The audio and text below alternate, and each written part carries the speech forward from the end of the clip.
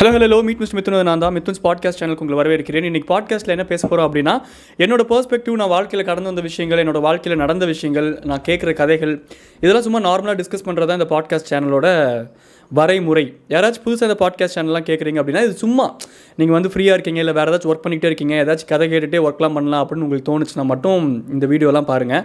அதில் ஏதாச்சும் டேக்அவே இருந்தால், எடுக்கணும்னு தோணுனால் நீங்கள் எடுத்துக்கொள்ளலாம். இல்லாட்டி, ஏன்னா எனக்கே ஒரு டேக்அவேவும் கிடையாது, சும்மா என்னோடய பெர்ஸ்பெக்டிவில் ஷேர் பண்ணுறதா. அதில் சில விஷயங்கள் மேபி இருக்கலாம், அது வந்து சில பேருக்கு யூஸ்ஃபுல்லாக இருக்கலாம். நிறைய பேர் வந்து இன்ஸ்டாகிராமில் மெசேஜும் நிறையா அனுப்புகிறீங்க. இப்போ ரீசெண்டாக இந்த பாட்காஸ்ட் சேனலுக்கு ஒரு டீசெண்டான வரவேற்பு இருக்கிறது, அது மகிழ்ச்சியாக உள்ளது ஐயா, நன்றி. அந்த ஒரு குட்டி அங்கீகாரத்துக்கு அப்பப்போ சில பேர் அனுப்புகிறாங்க, இந்த விஷயம் நல்லா இருந்துச்சு, இந்த விஷயம் நீங்கள் சொன்னது கரெக்டு, இந்த விஷயம் நான் இந்த பெர்ஸ்பெக்டிவில் நான் யோசிச்சதே கிடையாது, ஸோ இதை நான் எடுத்துக்கிறேன் அப்படின்னா நிறைய பேர் சொல்லும்போது, சரி ஏதோ ஒன்று பண்ணுறோம் அப்படிங்கிற ஒரு ஃபீல் வரும்ல, அதுக்கு வந்து first of all thanks. So அந்த மாதிரி நிறைய கதைகள்லாம் வந்துக்கிட்டு இருக்கு.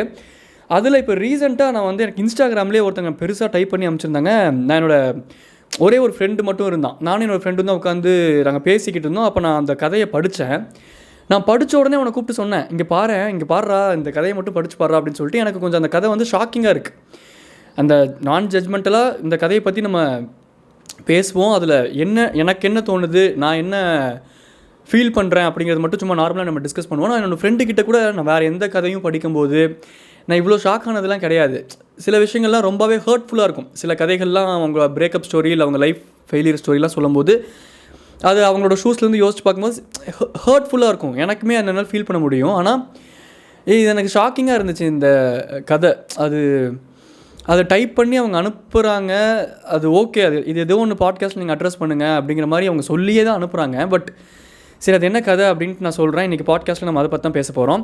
ஒரு பொண்ணு அவங்க வந்து ஜென்ரலாக அனுப்பிச்சிருந்தாங்க, ப்ரோ எனக்கு வந்து எல்டர் மென் மேலே ஒரு அட்ராக்டிவ்னஸ் உண்டு எப்பயுமே, அது மாதிரி எனக்கு ஒரு அங்கிள் அவங்க சொல்லும் போதே சொல்கிறாங்க, அது மாதிரி எனக்கு ஒரு அங்கிள் பிடிச்சிருந்துச்சி. நான் ஒர்க் பண்ணிக்கிட்டு இருந்த இடத்துல அந்த அங்கிள் வந்து இந்த மாதிரி நாங்கள் ஸ்டார்டிங்கில் இப்படி பேச ஆரம்பித்தோம், அப்புறம் அப்படி பேச ஆரம்பித்தோம். அவங்க கொஞ்சம் எலாபரேட்டடாகவே அமைச்சிருந்தாங்க. சில விஷயங்கள் என்னாலேயே அதை யூடியூப்பில் சொல்கிறக்கே எனக்கு ஒரு மாதிரி கொஞ்சம் இன்கன்வீனியன்ஸாக இருக்குது.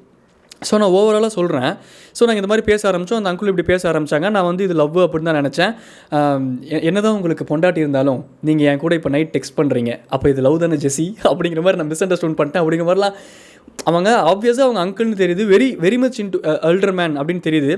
அந்த காலத்துலலாம் 5 வயசு 8 வயசு வித்தியாசத்துலாம் மேரேஜ் பண்ணுவாங்க. பட் இப்போலாம் அது குறைஞ்சிருச்சு டிராஸ்டிக்கலி. பட் இப்பயும் பண்ணுறாங்க, நான் இல்லைன்னு சொல்லலை.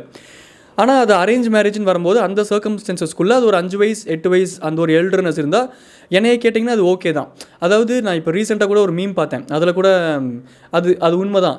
உங்களுக்கு வந்து பீஸ்ஃபுல்லான ஒரு ரொம்ப அண்டர்ஸ்டாண்டிங் கப்புள், ஒரு ஹஸ்பண்ட் வேணும் அப்படின்னா 5 வயசு டு 8 வயசு வித்தியாசத்துக்குள்ளே நீங்கள் ஒரு மேனை பிடிச்சி மேரேஜ் பண்ணிக்கோங்க. உங்களுக்கு வந்து ரோலர் கோஸ்டர் மாதிரி ஒரு லவ் மேரேஜ் லைஃப் வேணும், அரேஞ்ச் மேரேஜ் லைஃப் வேணும் அப்படின்னா 1 or 2 இயர்ஸ் டிஃப்ரென்ஸ்குள்ளே நீங்கள் மேரேஜ் பண்ணி பாருங்கள் அப்படிங்கிற மாதிரி ஒரு மீம் பார்த்தா அது ஆக்சுவலாக உண்மை தான்.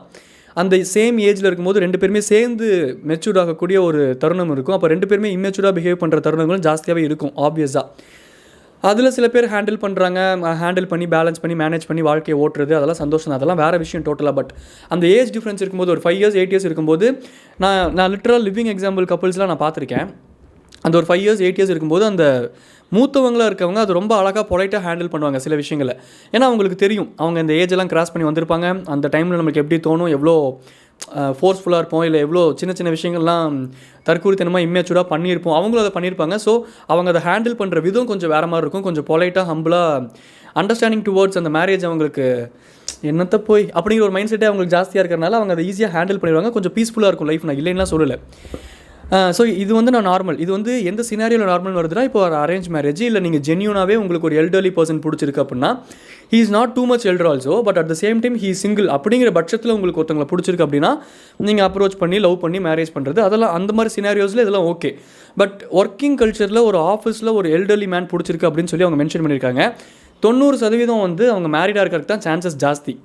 ஏன்னா அவங்க வந்து அந்த மெசேஜில் மென்ஷன் பண்ணல, பட் என்னோட அசம்ஷன் நான் சொல்கிறேன், 90% அவங்க மேரிட் இருக்கிறதுக்கு தான் சான்ஸ் ஜாஸ்தி. ஏன்னா ஒன்று அவங்க கமிட்டடாக இருந்திருக்கணும், இல்லை மேரேஜ் பண்ணியிருந்துருக்கணும். ஏன்னா இன்றைக்கி எல்லாமே அந்த ஒரு எக்ஸ்போசர் ஜாஸ்தியாக இருக்குது. எல்லாத்துக்குமே ஒரு அவசரம் இருக்குது இன்றைக்கி நிறைய பேர்த்துக்கு. ஸோ அந்த மாதிரி ஈஸியாக கமிட் ஆகக்கூடிய உலகம் அப்படிங்கிறனால அந்த ப்ராபபிலிட்டி ஜாஸ்தியாக இருக்கிறனால அதுவும் எல்டர் வேறு, ஒரு 8 இயர்ஸ் 10 இயர்ஸ் மேலே எல்டர்லி மென் மேலே ஒரு அட்ராக்டிவ்னஸ் இருக்குது அப்படின்னாலே அந்த மேன் மேலே ஃபஸ்ட்டு ஒரு கிளாரிட்டி இருக்கா, அவன் சிங்கிளா, அவன் லைஃப்பில் வேறு எந்த பொண்ணும் இல்லையா, இல்லை அவன் கடந்து வந்த பொண்ணுங்களில் இன்னும் யாராச்சும் அவங்க கூட டச்சில் இருக்காங்களா, அப்பப்போ இந்த சுச்சுவேஷன்ஷிப்பு லொட்டு லோஸ்க்கு அவன் ஏதாச்சும் பண்ணிக்கிட்டு இருக்கானா, அவன் எந்த ஊழ வேலையும் பண்ணல, ஜஸ்ட் ஒரு 6 இயர்ஸ் 8 இயர்ஸ் டிஃப்ரென்ஸ் இருக்குது, மற்றபடி he is a gem of a person, so I'm completely into him, I'm completely loving him அப்படிங்கிற சினாரியோ வேறு.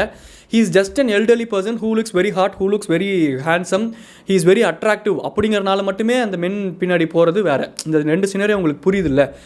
அந்த மாதிரி இன்றைக்கி அந்த செகண்ட் சினாரியோ நான் ஒன்று சொல்கிறேன்ல, அது எனக்கு ஷாக்கிங்காக இருக்குது. ஆனால் இன்றைக்கி நிறைய இடங்கள் அது நார்மலைஸ்டாக நடக்குது. இன்னொரு கதை இன்னொரு பாட்காஸ்ட்டில் ஒரு மெயினான விஷயம் அட்ரஸ் பண்ணும் அப்படின்னு நினச்சேன். இந்த ஆஃபீஸில் குறிப்பாக கார்ப்பரேட் கல்ச்சரில் உள்ளுக்குள்ளே இந்த பரிதாபங்கள் நிறைய காமெடி சீன்ஸ்லாம் கூட இதை அங்கங்கே டச் பண்ணுறாங்க. ஏன்னா இப்போ பரவலாக பரவிக்கிட்டு வருது. அது ஒரு கான்டென்ட்டாக க்ரியேட் பண்ணலாம். ஒரு விஷயம் நடக்கும்போது தான் அந்த விஷயத்துலேருந்து சில விஷயங்கள் உருவி கொஞ்சம் எக்ஸாகரேட்டடாக சீன்ஸு ஹியூமர் இதெல்லாம் ஆட் பண்ணி ஒரு கான்டென்ட்டாக க்ரியேட் பண்ணுறாங்க. அந்த விஷயம் நடக்கவே இல்லை, இப்படி ஒரு விஷயம் இங்கே எக்ஸிஸ்டன்ஸாகவே இல்லை அப்படின்னா அது எந்த விதத்துலையுமே கான்டென்ட்டாக இங்கே வரவே போகிறது கிடையாது. கமல்ஹாசன் சாரே சொன்ன மாதிரி நான் பண்ண எல்லாமே எனக்கு இன்ஸ்பிரேஷன் தான், எதுவுமே ஆன் ஸ்க்ரீனில் ஒரிஜினல் கிடையாது, பட் அது நான் பண்ணது தான் அப்படிங்கிற மாதிரி இந்த உலகத்தில் என்னென்ன எக்ஸிஸ்டன்ஸ் இருக்கோ அதை வச்சு மட்டும்தான் சுச்சுவேஷன்ஸும், அதை வச்சு மட்டும்தான் கான்டென்ட்டும், அதை வச்சு தான் மற்ற விஷயங்கள் எல்லாமே ரிவால்வ் ஆகும். ஒரு விஷயம் எக்ஸிஸ்டன்ஸில் இருக்குன்னா அது உண்மை, அதாவது அது கரெக்டு தப்புங்கிறத தாண்டி அது இருக்குது, அது ஹியூமன்ஸ்கிட்ட இந்த நேச்சர் இருக்குன்னா இருக்குது தான். மென் இப்படி தான் அவங்க யோசிப்பாங்கன்னா அப்படி தான் அவங்க யோசிப்பாங்க. சில அக்செப்டன்ஸ், விமன் இப்படி தான் யோசிப்பாங்கன்னா அவங்க அப்படி தான் யோசிப்பாங்க. இந்த விஷயத்தில் ஒருத்தங்களுக்கு அர்ஜி இருக்குன்னா அவங்களுக்கு அர்ஜி, இந்த மாதிரி டெர்மாலஜிஸ் எல்லாம் நமக்கு எப்படி வருது அப்படின்னா அந்த விஷயத்தோட எக்ஸிஸ்டன்ஸ் இந்த உலகத்தில் இருக்குது. இப்போது ஒரு குறிப்பிட்ட ஃப்ரீக்வன்சி வரைக்கும் தான் பார்க்க முடியும், ஒரு குறிப்பிட்ட ஃப்ரீக்வன்சி வரைக்கும் தான் கேட்க முடியும். அந்த ஃப்ரீக்வன்சியை தாண்டின சில விஷயங்களும் நம்ம உலகத்தில் எக்ஸிஸ்ட் ஆகலாம், அதை நம்ம பார்க்காம இருக்க முடியலாம். அதை தாண்டின சில சவுண்டும் நம்ம உலகத்தில் டிஃப்ரெண்ட்டான சவுண்ட்ஸும் எக்ஸிஸ்ட் ஆகலாம், நம்ம காது கேட்காம இருக்கலாம். நம்ம நினச்சிட்டு இருக்க அந்த 12 கலர் தாண்டி எக்கச்சக்கமான கலர்ஸ் இருக்கலாம், நம்ம கண்ணுக்கு தெரியாமல் இருக்கலாம். ஸோ இந்த மாதிரி அந்த தெரியாமல் இருக்குது, இப்படிலாம் இருக்கலாம் அப்படிங்கிறது எல்லாமே அந்த கான்ஸ்பிரசி தியரிஸு, அந்த ஒரு இமேஜினரி தியரிஸ், அந்த மாதிரி விஷயங்களுக்குள்ளே அடங்கும். நம்ம ஜென்ரலாக ஒரு விஷயம் உருவாக்குறோம். இப்போ ஒரு படைப்பே உருவாக்குறாங்க, ஒரு படம் உருவாக்குறாங்க, ஒரு கதை எழுதுறாங்க, ஒரு சிறுகதை எழுதுறாங்க, ஒரு ஷார்ட் ஃபிலிம் எடுக்கிறாங்க, ஒரு கான்டென்ட் க்ரியேட் பண்ணுறாங்க அப்படின்னா அது எதுலேருந்து மேக்ஸிமம் எடுப்பாங்க அப்படின்னா இந்த உலகத்தில் வாட் இஸ் எக்ஸிஸ்டிங் அப்படிங்கிறத வச்சு மட்டும்தான் எடுப்பாங்க. ஏன்னா இந்த உலகத்தில் எக்ஸிஸ்ட் ஆகாத ஒரு விஷயம் நம்மளுக்கு தெரியவே தெரியாது. இப்போ கடவுளுங்கிற ஒரு கான்செப்ட் இருக்குது, நம்ம கடவுளை கும்பிட்றோம். கடவுள் எக்ஸிஸ்டிங்காக இல்லையா அப்படிங்கிற அந்த கேள்விக்குறி தான் இருக்குமே தவிர்த்து அந்த கடவுள் கான்செப்டை நம்ம கும்பிட்றோங்கிறது உண்மை தான். இப்படி ஒரு விஷயம் இருக்குங்கிறத நம்ம நம்புகிறோங்கிறது அது எக்ஸிஸ்டிங். ஆனால் அட் த சேம் டைம் யாருக்கு தெரியும், நம்மளை ரூல் பண்ணுறது கடவுளாக இருக்கலாம், அது இந்த இயற்கையாக இருக்கலாம், பிரபஞ்சமாக இருக்கலாம், இல்லை ஏலியன்ஸாக இருக்கலாம், டீமன்ஸாக இருக்கலாம், வாட் எவர் பீட், நம்மளுக்கு ஏதோ ஒரு நாலேஜ் கிடைக்குது. அந்த நாலேஜ்லேருந்து நமக்கு தேவையானதை நம்ம உருவி நம்ம கல்ச்சருங்கிற பேரில் நம்ம பேட்டர்னைஸ் பண்ணி நம்ம லைஃப்பில் அப்ளை பண்ணுறோம். இந்த மாதிரி இது எங்கெங்கே போகுது. பட் நான் சொல்கிறேன், அப்போது எக்ஸிஸ்டிங்காக ஒரு விஷயம் இருக்கிறனால தான் ஒரு விஷயத்தை கான்டென்ட்டாக எடுக்கிறாங்க. அப்போது இன்றைக்கி இருக்கக்கூடிய நிறைய கார்ப்பரேட் கல்ச்சரில் கார்ப்பரேட்குள்ளே ஆஃபீஸ்க்குள்ளே லவ் பண்ணுற மாதிரியும், ஆஃபீஸ்க்கு வெளியே வேறு லவ் பண்ணுற மாதிரியும், இல்லை ஆஃபீஸ்க்கு வெளியே மேரேஜ் லைஃப்பை லீட் பண்ணிவிட்டு ஆஃபீஸ்க்குன்னு வந்து அங்கே உள்ளுக்குள்ளே கிளுக்கிழப்பாக இருக்கிற ஒரு லைஃப்பை லீட் பண்ணுறதுக்கு எல்லாம் ஒன்று உஷார் பண்ணிட்டு சுற்றிக்கிட்டு இருக்குது அப்படிங்கிற சில கதைகளும் நான் கேட்குறேன். சில மீம்ஸ்லாம் பார்க்குறேன். சில கான்டென்ட்டும் க்ரியேட் பண்ணும்போது நம்மளுக்கு அதெல்லாம் சில கான்டென்ட் க்ரியேட்டர்ஸ் கிட்ட இருந்தும் நமக்கு அது புரியுது. இது இப்போ எக்ஸிஸ்டிங் தான், நிறைய இடங்கள் இது அங்கங்கே நம்ம காதுக்கு வருது, கண்ணுக்கு தெரியுது, அப்போது இது நடக்குது தான் நிறையா அப்படின்னு நான் ஒரு விஷயம் யோசித்தேன். ஸோ அந்த கார்ப்பரேட் லவ் மேரேஜ், அந்த கார்ப்பரேட் லவ், அது வெளியே ஃபேமிலி மெயின்டைன் பண்ணுறவங்க, அது சம்மந்தமாக நான் ஒரு ரீல்ஸும் பார்த்தேன். இதை பற்றி நான் வேறு ஒரு பாட்காஸ்ட்டில் பேசலாம். இந்த பாட்காஸ்ட்டில் இதை நான் ஏன் சொல்கிறேன் அப்படின்னா இதையும் நான் அட்ரஸ் பண்ணும் வேறு ஒரு பாட்காஸ்ட்டில். பட் அந்த எல்டர்லி மேனன் வரும்போது ஆஃபீஸில் தான் நீங்கள் ஒருத்தங்களை பார்க்குறீங்க, அந்த பொண்ணு மென்ஷன் பண்ணியிருக்காங்க, நான் ஐடி தான், இந்த மாதிரி நாங்கள் பேச ஆரம்பித்தோம், இந்த மாதிரி நான் தான் சொல்கிறேன், சில விஷயங்கள் எனக்கு சொல்கிறக்கே ஒரு மாதிரி இருக்கிறனால நான் இன்டெரக்டாக சொல்கிறேன், நான் என்னை கம்ப்ளீட்டாக கொடுத்துட்டேன் அப்படிலாம் அந்த பொண்ணு அந்த மெசேஜில் போட்டிருந்தாங்க. நான் கம்ப்ளீட்டாக we were into these kind of activities. அந்த ஆக்டிவிட்டீஸ் கிடைக்கிற வரைக்கும் அவரோட பிஹேவியர் வேறு மாதிரி இருந்துச்சு, அது கிடச்சிருச்சு, லஸ்ட் ட்ரிவனாக அவங்களுக்கு அந்த மென்னுக்கு அது சாட்டிஸ்ஃபை ஆயிடுச்சு அப்படின்னோடனே அவர் என்னை வேறு மாதிரி ட்ரீட் பண்ண ஆரம்பிச்சிட்டாரு. அவர் என்னையை தொங்கிக்கிட்டு இருந்த காலகட்டங்கள் போய் நான் அவரை பிடிச்சி எனக்கு அட்டென்ஷன் கொடுங்க அப்படின்னு தொங்கிக்கிட்டு இருக்க மாதிரி ஒரு காலகட்டங்கள் வந்துருச்சு அப்படின்னு சொல்லிட்டு அந்த பொண்ணு அதை சேகமாங்கிறேன் சோகமாக உருகி எழுதியிருக்காங்க. ஆனால் அந்த பொண்ணோட பெர்ஸ்பெக்டிவ்லேருந்து அது அவங்களுக்கு சோகம் தான். பட் அவங்க என்ன புரிஞ்சுக்கணும் அப்படின்னா அது இன்னொருத்தரோட ஆளுமா, இன்னொருத்தரோட ஆளுங்கிறத தாண்டி நம்மளுக்கு சில பேசிக் அண்டர்ஸ்டாண்டிங் இருக்கணும்ல. இப்போது இப்போது அந்த பொண்ணோட பாயிண்ட் ஆஃப் வியூ சரி கதை இதுதான், நான் டக்குன்னு கதையை முடிச்சுட்டு அந்த பெர்ஸ்பெக்டிவ்க்கு வரேன். ஸோ அந்த எல்டர்லி மேன் வந்து இவங்களுக்கு அந்த அட்டென்ஷன் கொடுக்கலையாமா, அப்புறம் தேவர் இன்னும் கார்ப்பரேட் கல்ச்சர், ஸோ வீக்கெண்ட் ஆனால் என்ன பண்ணுவாங்க அப்படிங்கிறது அந்த பொண்ணு அவங்களே அதை எழுதியிருந்தாங்க. அதனால ரொம்ப ஸ்ட்ராங்காக சொல்கிறேன், அவங்க சொன்னதை சொல்கிறேன். ஸோ அந்த மாதிரி அடிக்கடி இந்த ஃபிசிக்கல் விஷயங்களில் இன்வால்வ் ஆகுறாங்க. அதுக்கப்புறம் அந்த அவருக்கு வந்து போர் அடிச்சு இந்த பொண்ணை கழட்டி விட்டுறாங்க. இப்போலாம் ஒழுங்காக பேசுகிறதே கிடையாது. ஸோ இப்போ நான் என்ன பண்ணுறது, இந்த மாதிரி அங்கிள்ஸ்லாம் நான் நம்புறதா வேண்டாமா அப்படிங்கிற அந்த கொஸ்டின் மார்க்லாம் போட்டு எனக்கு அனுப்பிச்சிருந்தாங்க. இல்லை எனக்கு புரியல, இந்த மாதிரி அங்கிள்ஸை நம்புறதா எனக்கு ஒன்று நம்ம அடிப்படையில் அண்டர்ஸ்டாண்டிங்கில் ஒரு விஷயம் இருக்கணும். நம்ம ஏமாந்துட்டோம் அப்படின்னா நம்மளை ஏமாற்றிட்டாங்க அப்படிங்கிற உணர்வோட நம்ம ஏமாறுறோமே அப்படிங்கிற கில்ட் ஃபீல் நம்மளுக்கு ஜாஸ்தியாக இருக்கணும். அப்போ தான் நெக்ஸ்ட் டைம் அந்த தவறை நம்ம பண்ண மாட்டோம். அண்டு எப்படி இது தெரில எனக்கு, இது எப்படி சொல்கிறது, என்ன ஒன்று எனக்கே ஒன்றுமே என்னங்கய்யா ஒன்றுமே புரியலைங்கய்யா அப்படின்னு வடிவேல் வந்து இந்த மாமன்னன் படத்தில் சொல்கிற மாதிரி ஒன்றும் புரியல, ஒன்றும் விளங்கலைங்கய்யா, எனக்கு ஒன்றும் விளங்கலை அப்படின்னு ரெட் படத்தில் அஜித் சார் சொல்கிற மாதிரி. சரி ஓகே, கதை இதுதான். ஸோ அவங்க அந்த அங்கிள்ஸ்லாம் நம்பலாமா வேண்டாமா அப்படின்னு என்கிட்ட கேட்டிருங்க.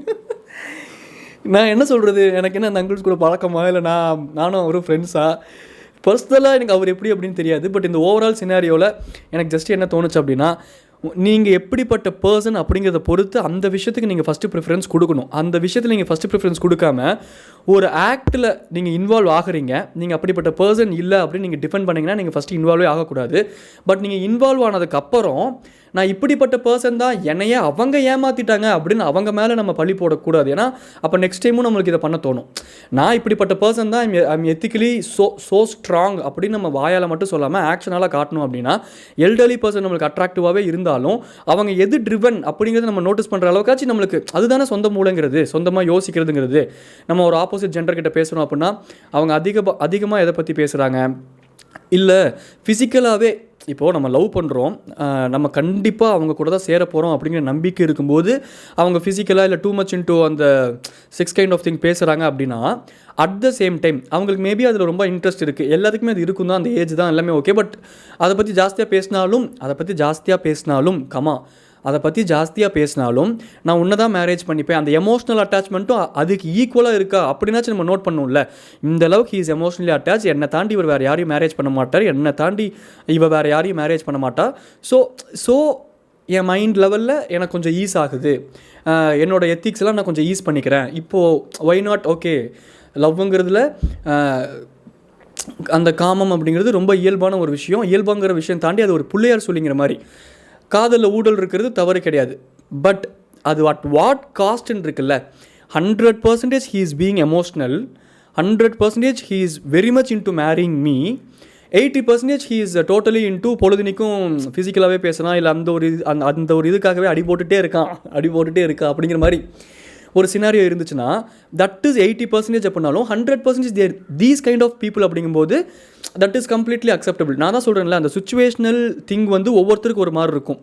ஸோ இந்த உலகத்தில் எந்த விஷயத்துலையுமே நம்ம ஒரு டேக் அப்படின்னு நம்ம எடுக்க முடியாது. இதுதான் கரெக்ட், இவர் தான் கரெக்ட், இந்த சினாரியோவில் இவங்க தான் கரெக்ட், அவங்க தான் கரெக்ட், நம்ம எதுவுமே ஜென்ரலாக எடுக்கவே முடியாது. பட் பேசிக் ஜட்ஜ்மெண்ட் வேணும் நம்ம பொழைக்கிறதுக்கு, பேசிக் பவுண்ட்ரிஸ் வேணும், அது நம்ம பொழைக்கிறதுக்கு, அது வேறு கணக்கு. அட் த சேம் டைம் நம்ம வந்து ஒரு ஸ்டாண்ட் எடுக்க முடியாது. இப்போது நம்ம பர்சன் வரும்போது நம்ம உரிமையாக திட்டலாம், நீ பண்ணது தான் தப்பு, நீ இப்படி அப்படி பண்ணிருக்கணும், உனக்கு எங்கே போச்சு அறிவுங்கிறது நம்ம திட்டலாம், அது நம்ம பர்சன். பட் பொதுவாக நம்ம ஒரு விஷயம் பார்க்குறோம் அப்படிங்கும்போது பொதுவாக ஒரு ஜட்ஜ்மெண்ட்டில் ஒரு ஸ்டாண்ட் எடுத்து மூணாவது மனுஷங்கிட்ட போய் நீ தப்பு பண்ணிட்டேன்னு சொல்கிறதுக்கும் நமக்கு ரைட்ஸ் கிடையாது. நீ கரெக்டாக பண்ணுற அப்படின்னு சொல்லி கிரெடிட்ஸ் கொடுக்கலாம், அது ஜென்யூனாக கொடுக்கலாம், அது தப்பு கிடையாது. பட் அது மூணாவது மனுஷனை எதுக்கு நம்ம கண்டுக்கணும், அதெல்லாம் வேறு ஒரு ஜட்ஜே கண்டுக்கவே தேவையில்லை. அப்புறம் என்னத்தை போய் ஜட்ஜ் பண்ணிக்கிட்டு என்னமோ யாரோ என்னமோ பண்ணிட்டு போங்க. நான் இப்படி என்னை சுற்றி இருக்க பர்சன்ஸ் இப்படி, எனக்கு என்னோட பர்சன்ஸ் போதும், அவங்க இப்படிலாம் கொஞ்சம் பேலன்ஸ் பண்ணிட்டாங்கன்னா போதும் அப்படிங்கிற மைண்ட் செட் இருந்துச்சுன்னா நம்ம யாருமே, நான் ஏன் எங்கெங்கேயோ போகிறேன் டாபிக் விட்டு டிவியேட் ஆகி, பட் ஜென்ரலாக சொல்கிறேன். ஸோ ஓவராலாக நீங்கள் ஃபஸ்ட் ஆஃப் ஆல் ஒரு எல்டர்லி பர்சன் அப்படின்னாலே அந்த ஆள் உங்களோட 8 வருஷம் 10 வருஷம் மூத்தவர் அப்படின்னு வச்சுப்போம். அப்போது அந்த ஆளோட லைஃப்பில் நிறையா சம்பவங்கள் நடந்திருக்கும், சரித்திரங்கள் நடந்திருக்கும். அந்த ஆள் அதே பேட்டர்னை ஃபாலோ பண்ணுறாரா, இல்லை உண்மையாலுமே அதெல்லாம் விட்டு வெளியே வந்து ஜென்யூனாக உங்களை லவ் பண்ணுறாரா, லவ்வுக்குள்ளே இந்த லஸ்ட்டுங்கிறது அடங்குச்சா, இல்லை வெறும் லஸ்ட்டுக்காக இந்த லவ்வுங்கிற பேரை வச்சு உங்களை யூஸ் பண்ணிக்கிறாரா அப்படின்ட்டு ஒரு பொண்ணுக்கு அன்னப்பறவை மாதிரி அதை பிரித்து எடுக்க தெரியணும். ஒரு பொண்ணுக்கு அது தெரியணும். இது அதாவது ஒரு ஜெண்டர் வைஸாக ஸ்ட்ராங்காக நான் ஒரு பையனுக்கும் அது தெரியணும். பட் ஒரு பொண்ணுக்கு இது ஸ்ட்ராங்காக தெரிஞ்சால் இந்த மாதிரியான சினாரியோவில் போய் அவங்க மாட்டிக்கிட்டு அதை விட்டு அவங்க தப்பிச்சிடலாம் அப்படிங்கிறேன். ஒரு பொண்ணு யோசிக்கிற மாதிரியே ஒரு மேனோட தாட் ப்ராசஸும் இருக்காது. அதனால தான் அவங்க ஆப்போசிட் ஜெண்டர். அப்போ அவங்க ஒரு மேன் சொல்கிறேன், ஒரு ஹியூமனாகவே நமக்கு ஒன்று வேணும் அப்படின்னா நம்ம எந்த அளவுக்கு இறங்கி வந்து ஐஸ் வச்சு, இல்லை நமக்கு இவங்ககிட்ட தேவை இருக்குங்கும்போது நம்ம எப்படி பிஹேவ் பண்ணுறோம். ஸோ இப்போ ஆப்போசிட் ஜெண்டரில் இருக்கும்போது அவங்க தாட் ப்ராசஸே வேறு மாதிரி இருக்கும். ஜென்ரலாகவே ஹியூமன் இப்படி யோசிப்பாங்க. So he can be or she can be very deceiving at the very starting of your phase. அப்போது சில பேசிக்கான விஷயங்கள் நீங்கள் ஜட்ஜ் பண்ணுறதுல தப்பே கிடையாது. ஓகே, இவர் இந்த மாதிரி பர்சன் போல், இவங்க இந்த மாதிரி பர்சன் போல், இல்லை இவங்க அடிக்கடி பேசுறதுல he is this much something எனக்கு நெருடலாக இருக்குது, எனக்கு என்னமோ உறுத்துது, சம்திங் இஸ் ராங் அப்படிங்கிற மாதிரி ஒரு விஷயத்தை நம்ம நோட்டீஸ் பண்ணோம்னா நம்ம கொஞ்சம் விலகி நிற்கிறது. இல்லை ஸ்ட்ராங்காக anything after marriage few things are okay இப்போது, பட் எனிதிங் ஆஃப்டர் மேரேஜ் சில விஷயங்கள் இந்த மாதிரி ஸ்ட்ராங்காக நம்ம ஒரு ஸ்டாண்ட் எடுக்கிறது, நம்ம லைஃப்பை நம்ம கன்ஃபியூஸ் பண்ணிக்காமல் இருக்கிறதுக்கு ரொம்ப முக்கியம். இப்போது அந்த பொண்ணு அவங்க இப்படி டைப் பண்ணாங்கல்ல, இந்த எல்டர்லி பர்சன் எனக்கு ரொம்ப பிடிச்சிருக்கு, I'm just attracted to them, அப்புறம் கடைசியில் இன்னொரு டைலாகும் எழுதி, இன்னொரு சென்டென்ஸில் இன்னொன்று எழுதி, இந்த மாதிரி நிறைய ஐடி அங்கிள்ஸ் என்னை அப்ரோச்சும் பண்ணுறாங்க அப்படிங்கிற மாதிரி அவங்க எழுதியிருக்காங்க.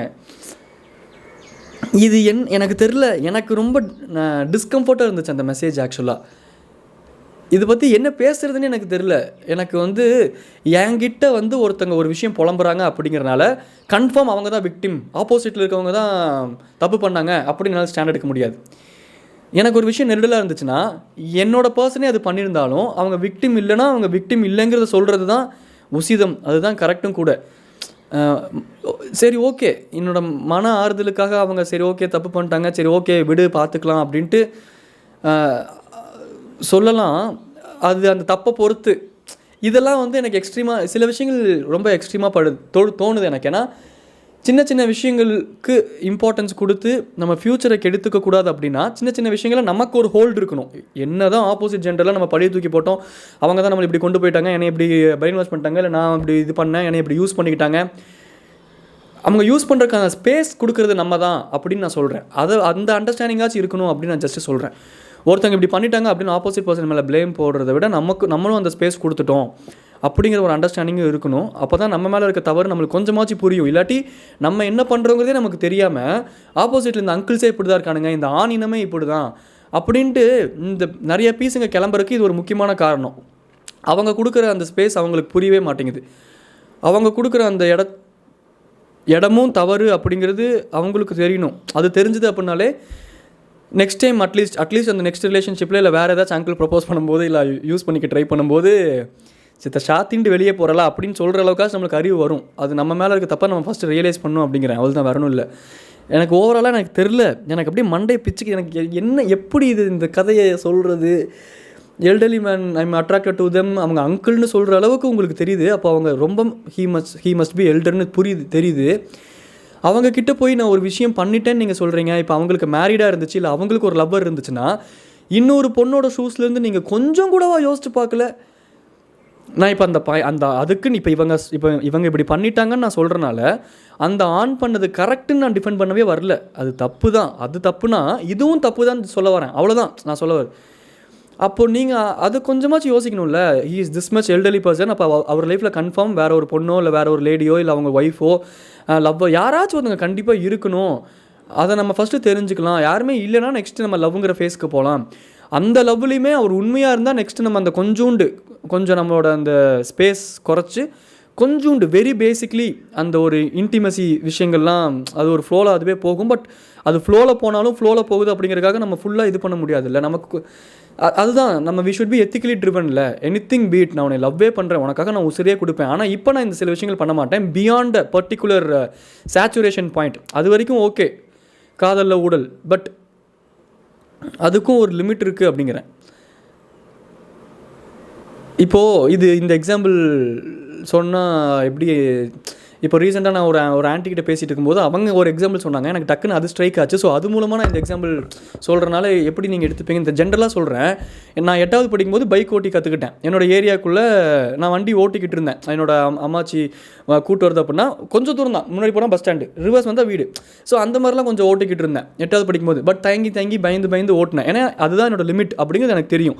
அதுக்கு மேலே வெளியே போனால் போலீஸ் பிடிப்பாங்கன்னு தெரியும். இல்லை ஒழுங்காக நம்ம ஒரு விஷயம் கற்றுக்காமல் நம்ம அதை பண்ணக்கூடாது, அதை பற்றி நம்ம ஃபுல்லாக தெரியாமல் இல்லாமல் நம்ம அப்படியே டூ மச் அதுக்குள்ளே இன்வால்வ் ஆகக்கூடாதுன்னு ஒரு லிமிட்டும் ஒரு சேச்சுரேஷன் பாயிண்ட் எனக்கு நான் வச்சுக்கிட்டேன். கம்ப்ளீட்டாக லைசன்ஸ் வாங்கினதுக்கப்புறம் எனக்கே ஒரு கான்ஃபிடன்ஸ் வந்ததுக்கப்புறம் ஒரு அங்கீகாரம் கிடச்சதுக்கப்புறம் நான் ஃபாஸ்ட்டாக போகிறது, அப்பப்போ வேகமாக போகணுங்கிற இடத்துல ரேஷ் டிரைவிங் பண்ணி நான் போயிருக்கேன். அது தவறு தான், நான் என்கரேஜ் பண்ணல. பட் அது அந்த கான்ஃபிடென்ஸ் எனக்கு வந்ததுக்கு காரணம் ஐ காட் அ லைசன்ஸ் அப்படிங்கிற ஒரு கான்ஃபிடென்ஸ் தான். அப்போது மேரேஜுக்கும் கிட்டத்தட்ட எனக்கு அப்படின்னு எனக்கு தோணுது. ஒரு விஷயம் ஸ்ட்ராங்காக உங்களுக்கு இன்னும் நடக்கலை, இவங்க தான் அப்படிங்கிறத நீங்கள் உங்கள் மனசில் ஃபிக்ஸ் பண்ணியிருக்கீங்களே தவிர்த்து பர்மனெண்ட்டாக இவங்க கூட வாழ்கிறதுக்கு இந்த சொசைட்டி, இந்த குடும்பம், இந்த ஆயிர காலத்து பயிர் இதெல்லாம் சேர்ந்து ஒரு விஷயம் உங்களுக்கு பண்ணி எல்லாமே ஓகே வாங்கி கொடுக்கல. அடித்தாலும் பிடிச்சாலும் நீங்கள் தான் அவங்கள இந்த உலகம் அங்கீகரிச்சிருச்சு, இனி நீங்கள் 2 பேருமே ஒருத்தர் விட்டு ஒருத்தர் எஸ்கேப் ஆகிறதுக்கான சான்ஸே இல்லை அப்படிங்கிற ஒரு ஃபேஸ் இன்னும் வரல. அந்த ஒரு லைசன்ஸ் நமக்கு இன்னும் கிடைக்கல. ஸோ ஆஃப்டர் மேரேஜுக்கு சில விஷயங்கள் சேவ் பண்ணி வைக்கிறது சால சிறந்ததுங்கிறது என்னோடய தனிப்பட்ட தாழ்மையான கருத்தையை தவிர்த்து இதுதான் கரெக்டுன்னு நான் சொல்ல வரல. ஜஸ்ட்டு சொல்கிறேன், என்னமோ போங்க. என்னடா நடக்குது இங்கே? அங்கிள்ஸை இப்படி பண்ணுறாங்க, அங்கிள்ஸை நீ உஷார் பண்ண, அப்படி என்னடா இது எனக்கு இன்னும் ஐயா ஒன்றும் விளங்கலைங்க ஐயா அப்படிங்கிற மாதிரி இருந்துச்சு. என்னமோ போங்க, இதுவாச்சு பரவாயில்ல. இந்த ஐடி கல்ச்சர், ஆஃபீஸ் கல்ச்சர்னு சில கதைகள் ரீசெண்டாக கேள்விப்பட்டேன், நொந்துட்டேன். உங்களால தான் இந்த ஒரு குறிப்பிட்ட ஒரு கேங் இருக்குது, அதுங்கனால தான் இந்த மேரேஜ் மேலே ஒரு நம்பிக்கையே இல்லாமல் இன்றைக்கி இருக்க ஜென்ரேஷனே. அது இன்றைக்கி நீங்கள் நோட்டீஸ் பண்ணி பார்த்தீங்களா? ஒரு மேரேஜ்னால் அடிப்படை தேவை, நான் எக்ஸ்பெக்ட் பண்ணுறது இந்த லாயல்ட்டி ஒன்று மட்டும்தான் அப்படின்னு நம்ம எல்லாருமே ஆப்போசிட் ஜெண்டர்கிட்ட, நமக்கான பர்சன்கிட்ட நம்ம சொல்கிற அளவுக்கு அது ஒரு வித்தியாசமான விஷயமா இருக்குது. அது நார்மலைஸ்டான விஷயம்டா. கல்யாணம் பண்ணாலே லாயலாக இருக்கணுங்கிறது பேசிக்கான விஷயம். அதுலேயே ஒரு இன்செக்யூரிட்டியை டெவலப் பண்ணி இன்றைக்கி ஒரு ஜென்ரேஷனாக நம்ம வளர்ந்து நிற்கிறோம். கேட்டால் we are empowered, we are intellectual. அந்த ஜென்ரேஷன்லாம் அப்படி இருந்தாங்க, நாங்களாம் இப்படி அப்படின்ட்டு எல்லாத்தையும் இங்கே எடுத்துக்கிட்டோம். ஆக்சுவலாக ஒரு மனக்குழப்பம், டிப்ரெஷன், ஸ்ட்ரெஸ்ஸு, எதை பார்த்தாலும் ஒரு பயம், எதை எடுத்தாலும் ஒரு இன்செக்யூரிட்டி, எது எடுத்தாலும் டூ மச் ஆஃப் நாலேஜ் வேறு. இந்த இன்ஸ்டாகிராமில் கண்டதையும் பார்த்து இதை சாப்பிட்டா அது வரும், அதை சாப்பிட்டா இது வரும், இப்படி பண்ணால் தான் அப்படி நடக்கும், இந்த நோய்க்கு இதுதான் மருந்து, இப்படி பண்ணால் மட்டும்தான் நீங்கள் ஆரோக்கியமாக இருப்பீங்கன்ட்டு உங்கள் பிரெயினை வேறு எவனோ ஒருத்தன் ப்ரோக்ராம் பண்ணிக்கிட்டே இருக்கான். நம்ம அந்த ப்ரோக்ராமுக்கு அடிமையாகிக்கிட்டே இருக்கோம்.